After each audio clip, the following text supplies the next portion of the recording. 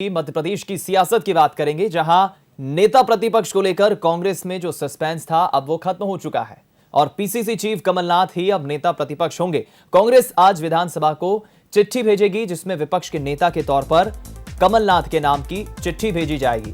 साथ ही कांग्रेस कार्य मंत्रणा समिति के लिए भी विधायकों के नाम भेजेगी, जिसमें Kamal Nath, doctor Govind Singh, NP Prajapati, KP Singh, Kantilal Bhuria और सज्जन सिंह वर्मा के नाम होंगे।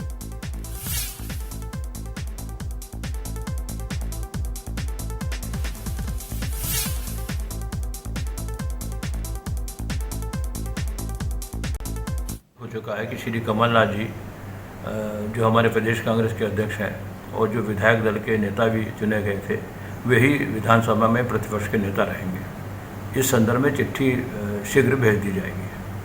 विधानसभा को जानकारी भेजी जा रही है? हाँ, विधानसभा को जानकारी हम लोग दे देंगे बराबर। ये चिट्ठी हमारे सचेतक जो है उनकी तरफ से प्रेषित की जाएगी। तो ये कुल मिलाकर चंद्रप्रभाष शेखर ने जो कहा है, उससे स्थिति अब ये साफ हो जाती है कि जो सस्पेंस था नेता प्रतिपक्ष को लेकर वो खत्म हो गया। पीसीसी चीफ कमलनाथ ही नेता प्रतिपक्ष होंगे। हम रुक करेंगे। कोमल शर्मा हमारी संवाददाता इस वक्त फोन लाइन पर जुड़ गई हैं ज्यादा बातचीत के लिए। कोमल, जाहिर है कि लंबे वक्त से इंतजार तो हो रहा था कि अब चूंकि कांग्रेस की सरकार चली गई है, बीजेपी अब सत्ता में काबिज हो गई है, तो कांग्रेस की तरफ से बतौर विपक्ष में नेता प्रतिपक्ष कौन होगा? चंद्रप्रभाष शेखर ने तो साफ कह दिया है। देखिए, बिल्कुल दीपक, सस्पेंस एक तरह से कहा जाए तो कांग्रेस में ये जो सस्पेंस था कि विपक्ष में नेता प्रतिपक्ष कौन होगा, वो सस्पेंस खत्म हो गया है और सीधे तौर पर पीसीसी चीफ कमलनाथ का नाम नेता प्रतिपक्ष के लिए निकलकर सामने आ रहा है।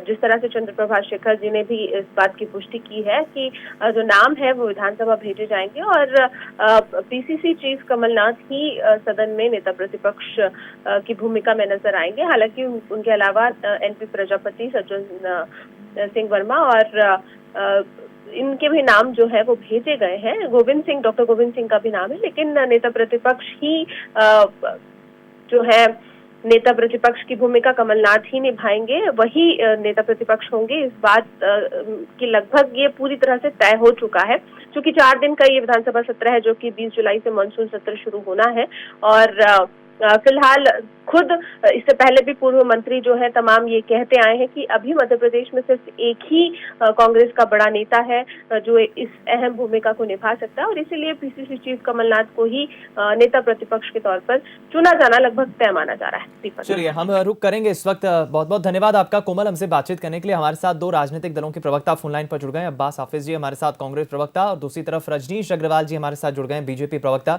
अब्बास जी, सबसे पहली प्रतिक्रिया आपकी, क्योंकि लंबे वक्त से इंतजार तो हो रहा था, सस्पेंस था कि आखिर नेता प्रतिपक्ष के तौर पर अब कांग्रेस किसी युवा को मौका देगी या फिर कमलनाथ या दिग्विजय या फिर किसी अन्य नेता को, और अब स्थिति साफ हो गई, एक बार फिर कमलनाथ। देखिए, सबसे पहली बात तो युवा और वरिष्ठ यहाँ कुछ नहीं होता। भारतीय जनता पार्टी में सारे वरिष्ठ पदों के ऊपर बैठे रहे, उसके ऊपर कोई परेशानी नहीं है। लेकिन यहाँ पर अगर आज इस तरह की बातें होती हैं तो मुझे समझ में नहीं आता। दूसरी बात यह है कि पार्टी जिसको चुने, पार्टी के विधायक जिसको चुने, जिसके ऊपर लीडरशिप में जाना चाहे, और पार्टी को अधिकार होता है, थोड़ी देर के अंदर समझ में आ जाएगा। औपचारिक हटाएं, अगर हम तो अधिकृत जैसे ही घोषणा होगी सबके सामने होगा। लेकिन पार्टी में सर्वाधिक विधायक चाहते हैं, सर्वाधिक नहीं सब चाहते हैं कि कमलनाथ जी नेतृत्व करें और भारतीय जनता पार्टी इसी से घबरा रही है आज। चलिए, रजनीश जी क्या कहेंगे आप, क्योंकि उमा भारती का मुझे बयान याद आ रहा है जिसमें वो कहती है कि कांग्रेस तो युवाओं को मौका ही नहीं देती है। हालांकि अब्बास हफीज साहब अपना तर्क दे रहे हैं कि इसमें युवा और बुजुर्ग की कोई बात नहीं है। आपकी पहली प्रतिक्रिया? देखिए, कमलनाथ जी पीसीसी के अध्यक्ष हैं। कमलनाथ जी की सिफारिश से कमलनाथ जी का नाम नेता प्रतिपक्ष के लिए आलाकमान को भेजा है। अब आपको थोड़ा सा इसमें संकोच हो सकता है, लेकिन सब तो यही है, कांग्रेस की मर्जी है, कांग्रेस में ऐसा ही चलता है। खुद को भारत रत्न भी दिलाने का काम कांग्रेस के सरकार के दौरान होगा। खैर, दूसरी बात यह है कि युवा और बुजुर्गों का मामला देश देख रहा है। देश ने जिस प्रकार से कांग्रेस को ठेंगा दिखाया है, नकारा है, वो भी सबके सामने है। युवाओं की आकांक्षाएं तो कुचला ही। अपने युवा प्रतिनिधि, जनप्रतिनिधि जो चुन के आए हैं, उनके साथ भी उन्होंने जिस प्रकार का व्यवहार किया वो भी सबके सामने है। तीसरी सबसे बड़ी महत्वपूर्ण बात है कि ये केवल उपचुनाव तक है।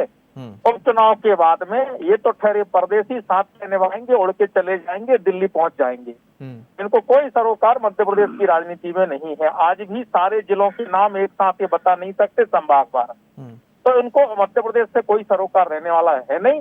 इसलिए अभी कुछ समय तक जरूर ये टाइम काटू और उपचुनाव तक नेता प्रतिपक्ष बने रहे, लेकिन इसके बाद में ये फुर्र हो जाने वाले। ठीक, चलिए बहुत बहुत धन्यवाद आप दोनों का हमारे साथ जुड़ने के लिए, बातचीत करने के लिए। हमारे साथ दोनों ही राजनीतिक दलों के प्रवक्ता फोन लाइन पर जुड़े और कांग्रेस का कहना है कि देखिए पीसीसी चीफ कमलनाथ अगर नेता प्रतिपक्ष बन रहे हैं तो इसको लेकर युवा और बुजुर्ग इस तरह से इसे नहीं देखना चाहिए। कमलनाथ एक वरिष्ठ नेता है, जाहिर है कि उनके हाथों में एक कमान होगी, लेकिन बीजेपी जरूर इसे एक मौके के तौर पर बना रही है। और बीजेपी का कहना है कि देश देख रहा है कांग्रेस आखिर किन को नेतृत्व देना चाहती है, कांग्रेस की फितरत क्या है ये देश देख रहा है, बीजेपी का कहना है।